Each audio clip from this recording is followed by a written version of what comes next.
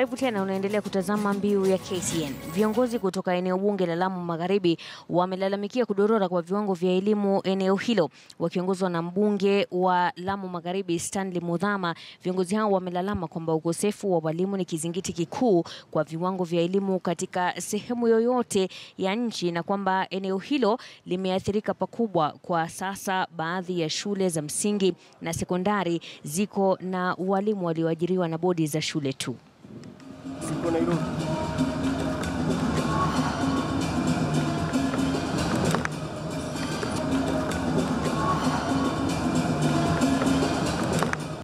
Tunapoweka pesa katika kujenga shule hizi, na serikali inapoweka pesa katika mambo ya kulipia karo kwa watoto, wapate pia na walimu wa kutosha ambao wataweza kuwafundisha, kwa sababu bila hivyo itakuwa ile complete circuit. Hakuna pesa, serikali imetuma, imelipia watoto, lakini walimu hakuna. Tunasalia kaunti ya Lamu ambapo wahudumu wa afya katika kaunti hiyo wameandamana wakipinga kunyanyaswa na maafisa wa usalama. Wahudumu hao wameandamana kutoka hospitali kuu ya Lamu hadi makao makuu ya idara ya usalama na kuelezea lalama zao. Francis Mtalaki ana maelezo zaidi.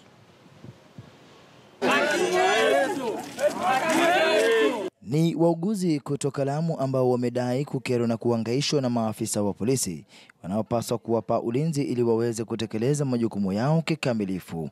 Lakini kulingana na wao, wanaotekeleza udhalimu huo ni maafisa wa polisi. Sana kila mtu ijulikane wazi. Hatuna undani wala shida yoyote, lakini tunataka haki itendeke kwa wafanyikazi wa serikali, hasa wale wa afya. Imekuwa kwamba kuna makesi ovyo tutawekewa wafanyikazi wetu. Kwa hivyo tuomba number 1, moja kwa moja ile kesi ambayo imechukuliwa vibaya vikiholela itolewe. Kando na lalama hizo za kuhangaishwa kiasi cha kupeleka kesi mahakamani, kulingana na wao hii ni njama ya kuwakandamiza kwa zaidi, sasa wakitaka kuondolewa kwa kesi hiyo. Kisha hatutaki kwamba kila moja mara hili huyu anakuwa anachajiwa kwa hili na yule anachajiwa kwa hili. Hilo hatulitaki, na tunataka apology. Yani tupate apology kwa kutokana na wale watushika, watupe msamaha kupitia kwa media. Walizungumza kwa media, watupe msamaha wetu kutupitana na media. Maafisa wa polisi nao wakatoa hakikisho kuwa haina haja ya tumbo joto na kwa uchunguzi zaidi unaendelea, pamoja na kesi ambayo mmoja wao anakabiliwa na mashtaka. Nimesikia na ile mnasema mwenzenu alishikwa kihudumia nini? Patient, yes. Kama ilifanyika hivyo ni pole sana kwenu, lakini tutaangalia. But at the moment, because the case is before court, we can hatuwezi kuingilia kwa kote, but ile dignity yenye mnasema mwenzenu alikosewa heshima, tutaangalia.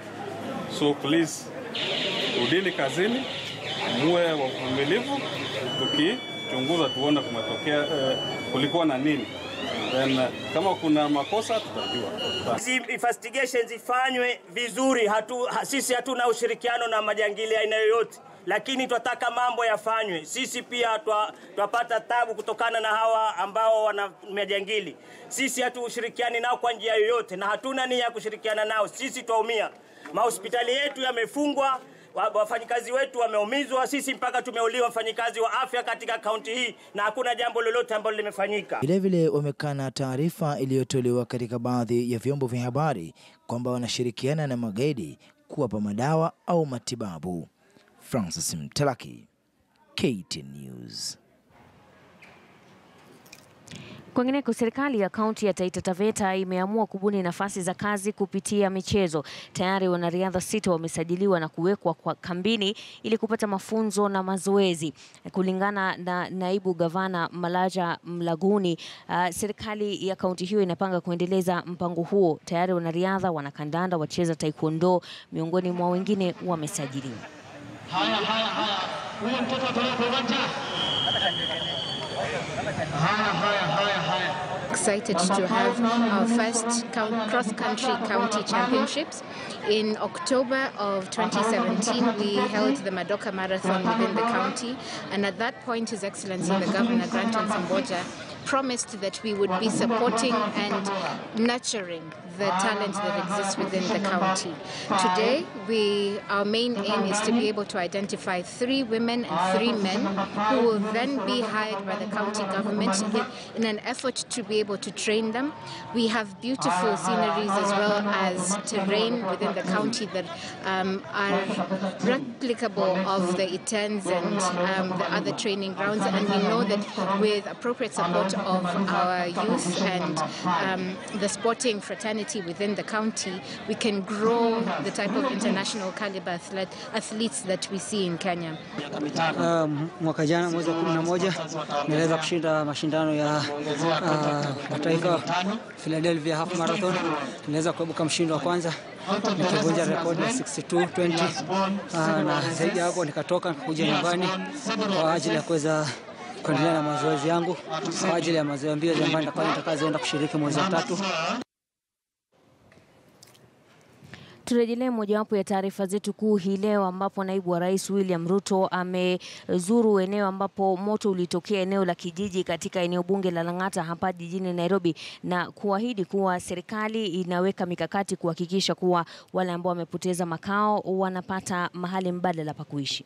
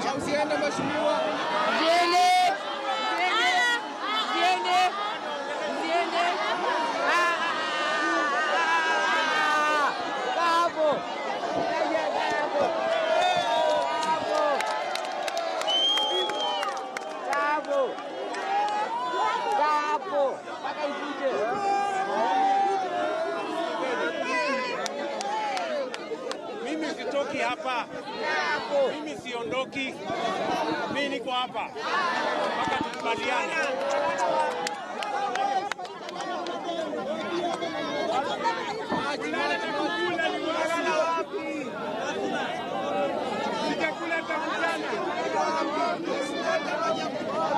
Chakula na maji.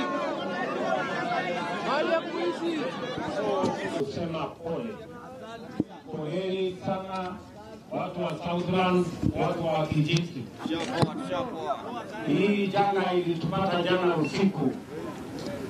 Bahati mbaya haikuwezekana moto huu kuzimwa. Na tatizo kubwa ni kwa sababu Eastlands ama Southlands hapa hakuna maji ya kutosha.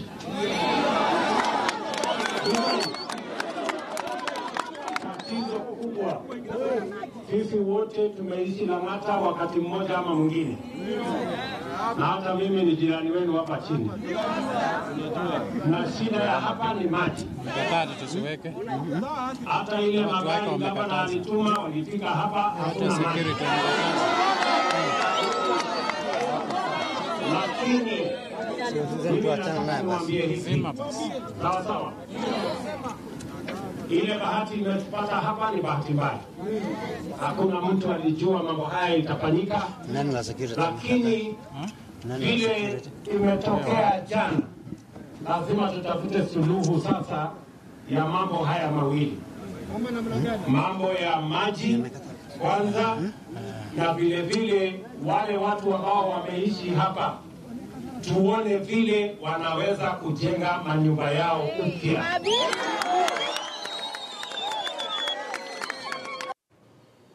Tuelekee bungeni sasa, ambapo karani wa bunge la taifa ametoa maelezo kwa wabunge kuhusiana na jinsi uchaguzi wa wenyekiti wa kamati mbalimbali watakavyochaguliwa ifikapo wiki ijayo. Kumbuka hizi ni kamati kama zile za leba na masuala ya jamii pamoja na kamati ya kilimo katika bunge, ambapo wale ambao walikuwa wamechaguliwa awali kama wenyekiti wa kamati hizo walifurushwa wiki jana baada ya chama cha Jubilee kupeleka ama kuzua utata kuhusiana na wale wabunge 4 kutoka chama hicho waliochaguliwa bila yale maagizo ambayo yalikuwa yametolewa na viongozi wa chama hicho.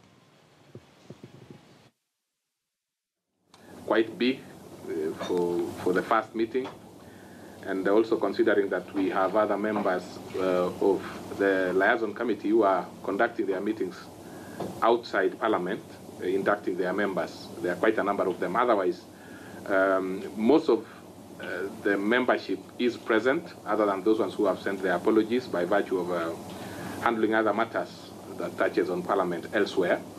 And 2 members, actually 1 member who is a Public Accounts Committee. And as you can see, the membership is from both sides of the House. We have 2 members. I'm sure many members will be asking, many people will be asking why he's here. Probably he's intimidating because that is what I heard somebody say. There are issues which are probably going to be in-house. They will come under the AOB, and there are a few other things, including the housekeeping matters which we started with. But in terms of what we are doing as a major agenda item for today is to come and look at the resolutions that have been brought by 3 committees. That is the Committee on Labor, Committee on Agriculture, and Committee on Environment. And we have satisfied ourselves because what we were here to do is basically to come and see whether there was a resolution before us, and we have seen all the 3 committees brought resolutions before this committee. We also wanted to know whether there was a majority vote taken in those resolutions. We have also confirmed that. Then from there, we instruct the clerk to conduct elections within 7 days. That is led by, if we are to follow our standing order. So what we have just come here to is to instruct the clerk, after having satisfied ourselves that the processes and procedures have been followed. And indeed, I can confirm they have been followed. And for purposes of members being very clear, whatever is going to be instructed is for purposes of conducting fresh elections in those particular committees. This does not touch the matter which is in court, because what is in court is basically an issue of the whipping of this particular member. So the members who have had a vote of no confidence against them can still participate in these elections that we instruct the clerk to do.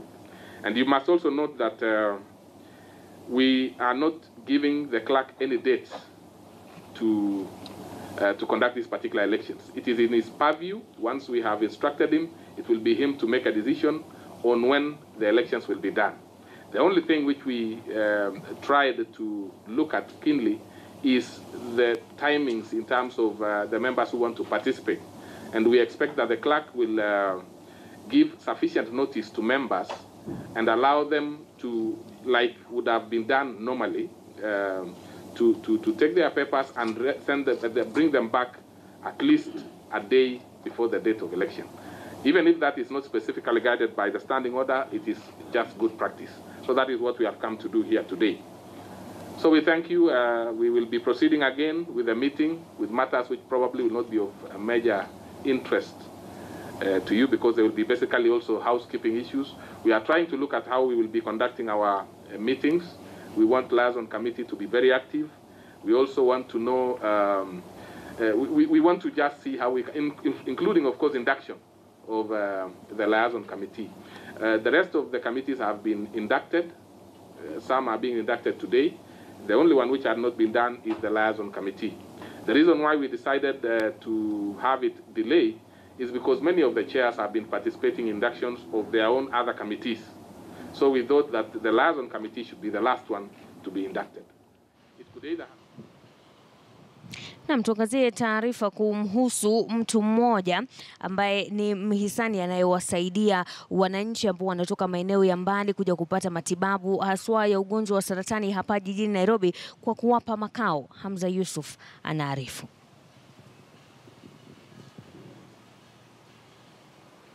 Matembezi ya kutoa hamasa kuhusu maradhi ya saratani yaliyofanyika mtaani Kitesuru na kuongozwa na taasisi ya Lady Hope Wellness yalilenga kutoa ujumbe mahususi kwa vijana ambao kwa muda mwingi wamekuwa wakiuchukulia kwamba saratani ugonjwa wa wazee. Miongoni mwa wahusika kwenye matembezi hayo walikuwa wagonjwa wa saratani wakiwemo kina mama, wazee na vijana. Nilikaa for 4 years nikitoa discharge mpaka ikakujika kwa Kongo, hata iko inasikia sasa pad kwa natumia sasa towels. Na nikakaa tu, sikuwa naitilia maana kuchukua kama ni kitu serious.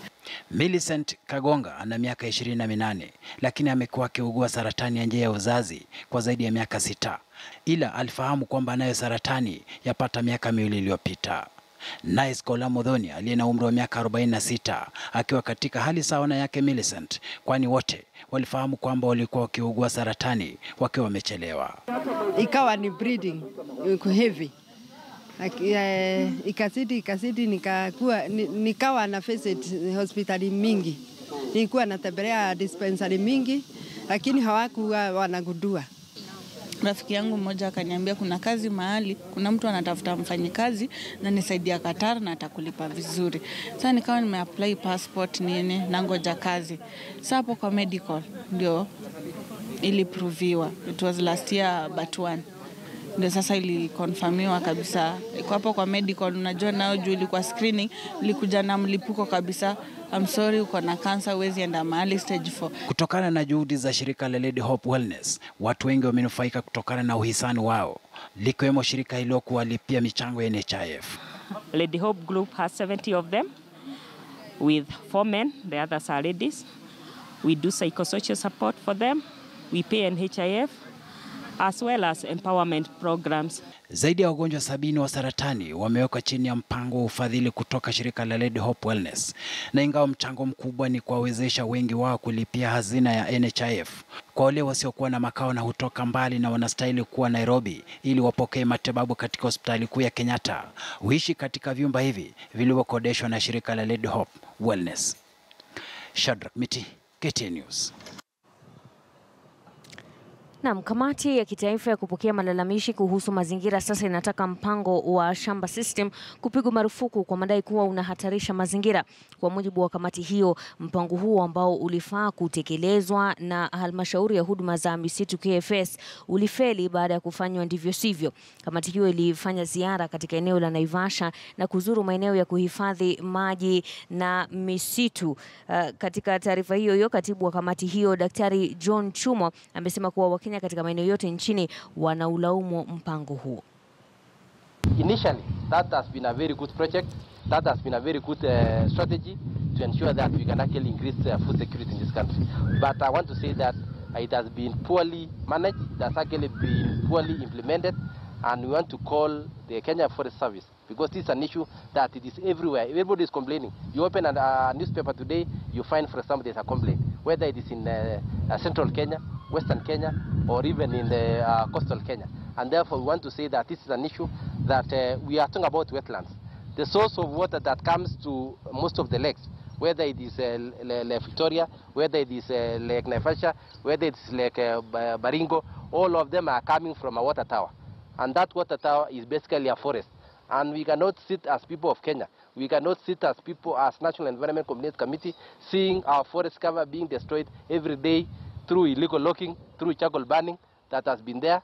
And I'm sure the people who are in charge, Kenya Forest Service, are listening and are actually listening to the voices of the people of Kenya. Forest bodies must beacon their land and clearly label it that beyond this area you cannot go, because this is a property of Mau Forest or Aberdare Forest, because that is the first step towards protecting that forest.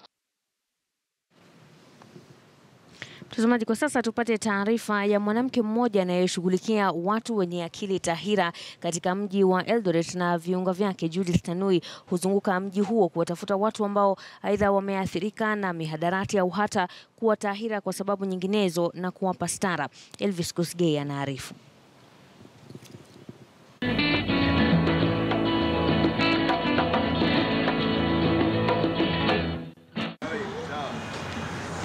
Wanakumbatiana utadhani ni maswahiba wa siku nyingi ambao hawajaonana, ila usilolijua hawa ni watu wawili wenye hali tofauti.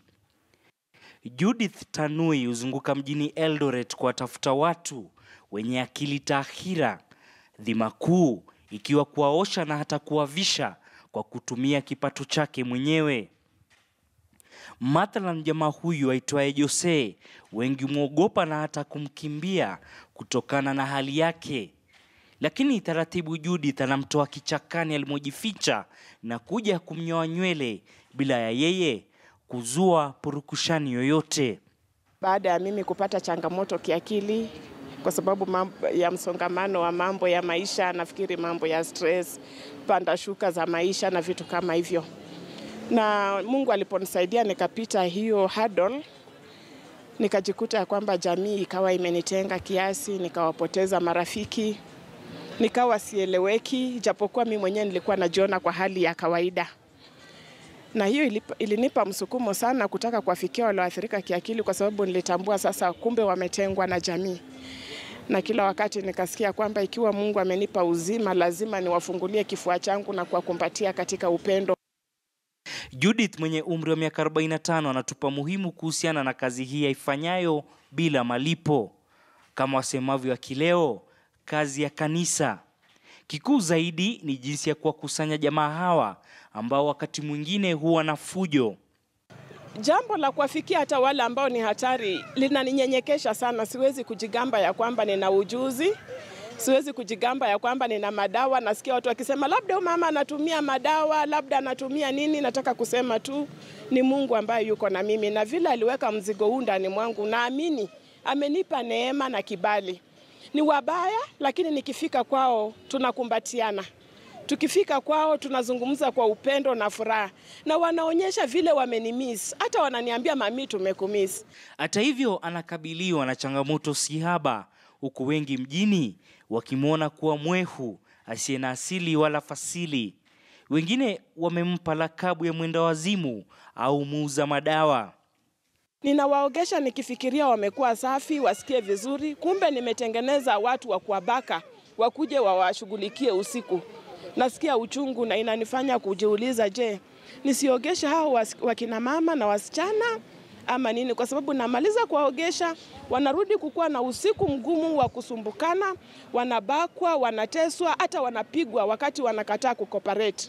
Imekuwa changamoto sana, na mpaka sasa sijapoteza matumaini.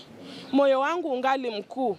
Ila hilo alimpigi mshipa Judith. Hata ya magonjwa ya ukimwi ni magonjwa yamesumbua watu, magonjwa ya kifafa, magonjwa ya kansa. Tuwafikie, tuweze kusikia kwamba ni nini kabisa kinawapata, na tuwatie moyo, tutaona watakuwa watu wa kawaida wa muhimu sana. So baadaye nikauliza mbona naona nguo kama zangu? Ndiye akaniambia, baba, nimekuwa nikichukua nguo, nina mwito wa kusaidia wale watu wako kwa street. So nikaambia sungeniambia, na tukaanzia tu hapo. Sasa ana matumaini ya kufungua kituo chake cha kuwatunza watu wenye akili tahira. Elvis Kosgei, KTN News, katika kaunti ya Uasin Gishu.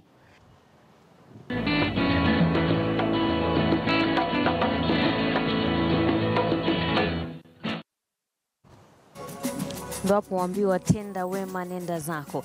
Kufikia hapo mtazamaji, sina la ziada. Asante sana kwa kutazama taarifa za Mbiu ya KTN. Mimi ni Mashirima Kapombe. Kwa niaba ya wote walifanikisha taarifa hizi ikiwemo mhariri wetu wa hii leo Franco Tieno. Asante sana kwa kutazama. Tukutane hapo kesho panapo majaliwa. Wakati mwema.